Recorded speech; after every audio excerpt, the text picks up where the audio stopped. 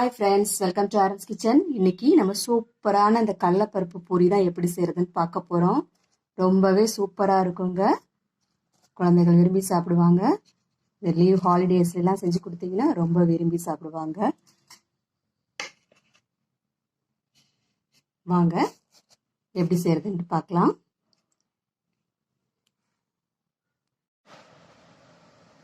இந்த கடலைப்பருப்பு பூரி செய்யறதுக்கு நான் 100 கிராம் கடலைப்பருப்பு எடுத்திருக்கேன்.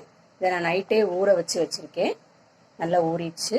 அதை ஒரு மிக்சி ஜாரில் சேர்த்துக்கலாம்.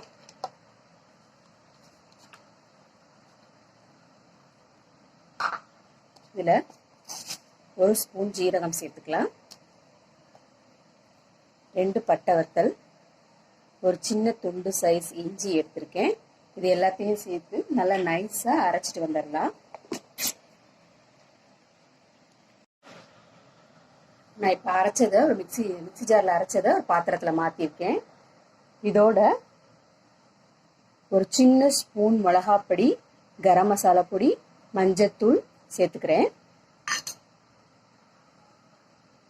ஒரு சின்ன ஸ்பூன் அளவுக்கு மல்லித்தூள் சேர்த்துக்கிறேன். ஒரு 2 ஸ்பூன் ரவை சேர்த்துக்கிறேன். கொஞ்சம் பெருங்காயம் சேர்த்துக்கலாம்.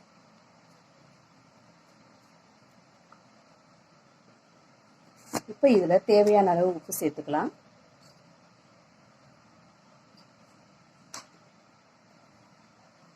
இதோட நான் கோதுமை மாவு தான் எடுத்திருக்கேன். 1 கப் மாவு சேர்த்துக்கிறேன். இன்னொரு 1/2 கப் சேர்த்துக்கலாம். இது எல்லாத்தையும் நம்ம பூரிக்கு பிசைகிற மாதிரி நல்லா பிசைஞ்சுக்கலாம். இதில் கொஞ்சம் எண்ணெய் சேர்த்துக்கலாம். 2 ஸ்பூன் எண்ணெய் சேர்த்துக்கலாம். இப்போ முதல்ல நல்லா கிளறி விட்டுடலாம். நம்ம கடலைப்பருப்புலேயே தண்ணி இருக்கும், அதனால முதல்ல நல்லா பிசைஞ்சுக்கலாம். அப்புறம் நம்ம தேவைப்பட்டால் மட்டும் தண்ணி தெளித்து பிசைஞ்சுக்கலாம். பூரிக்கு பிசைறதுக்கு நல்ல திக்கான மாவும் அதே சமயம் சாஃப்டாகவும் பிசைஞ்சுக்கணும்.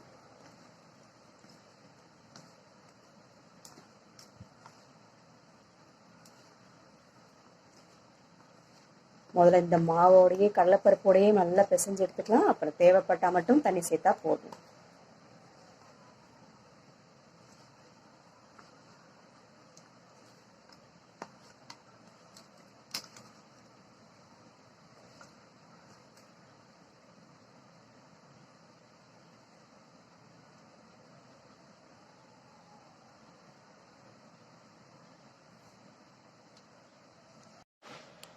நான் இதில் இப்போ தண்ணியே அவ்வளவா சேர்க்கல. ஒரே 1 ஸ்பூன் தண்ணி மட்டும்தான் சேர்த்து அந்த கடலைப்பருப்புலேயே பிசைஞ்சிட்டேன்.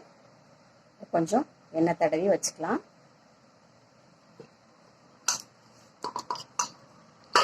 ஒரு 5 நிமிஷம் அப்படியே இருக்கட்டும்.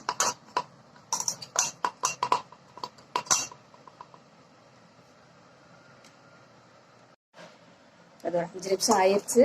இதை நம்ம பூரி சுடுற மாதிரி ஒரு சின்ன சின்ன உருண்டைகளாக உருட்டி எடுத்துக்கிடுவோம்.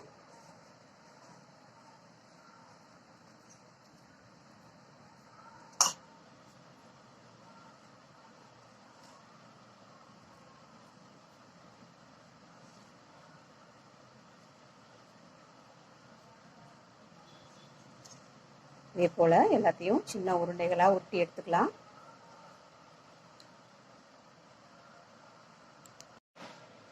இந்த மாதிரி சின்ன சின்ன உருண்டைகளாக உருட்டி எடுத்துக்கலாம். இப்போ நம்ம பூரி தேய்ச்சிடலாம்.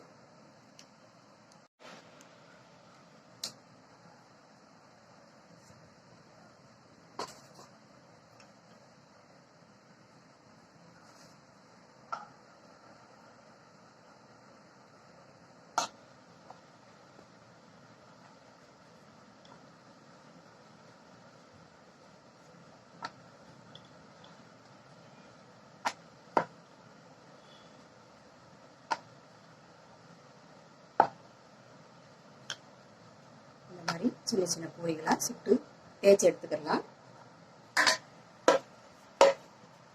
ஒரு பிளேட்டுக்கு மாற்றிக்கலாம்.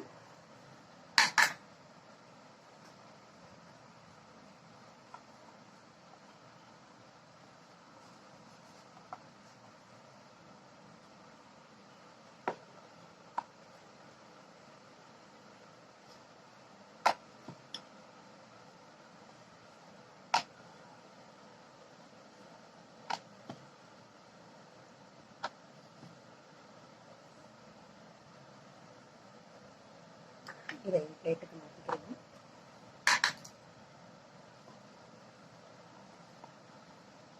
இது போலயே எல்லா உருண்டைகளையும் நம்ம பூரியா தேய்ச்சி எடுத்துக்கலாம். இது போல எல்லா உருண்டைகளையும் நான் வட்ட வட்டமா தேய்ச்சி பூரிக்கு சுடுற மாதிரி தேய்ச்சி வச்சிருக்கேன். வாங்க இப்ப பூரி சுடலாம். இப்ப எண்ணெய் நல்லா காஞ்சிருச்சு. பூரியை போட்டு எடுத்துடலாம்.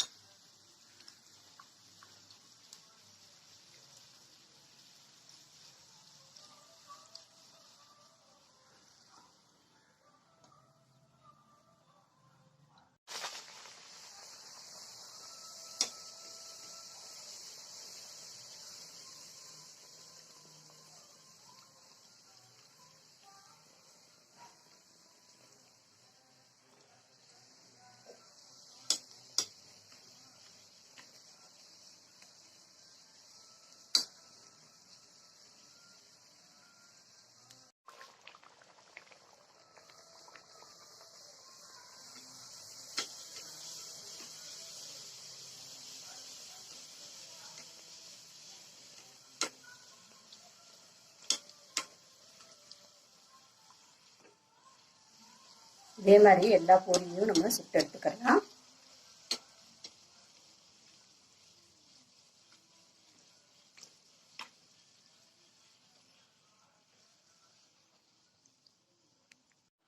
அவ்வளவுதாங்க, சூப்பரான கடலைப்பருப்பு பூரி ரெடி ஆயிடுச்சு. நீங்களும் இது மாதிரி செஞ்சு கொடுங்க. இதுக்கு நான் உருளைக்கிழங்கு பூரிக்கிழங்கு வச்சிருக்கேன். ரொம்ப சூப்பரா இருக்கும். நீங்களும் இது போல குழந்தைகளுக்கு செஞ்சு கொடுங்க. வீடியோ பிடிச்சிருந்துச்சுன்னா லைக் பண்ணுங்க, கமெண்ட் பண்ணுங்க அண்ட் சப்ஸ்கிரைப் பண்ணுங்க. தேங்க்யூ.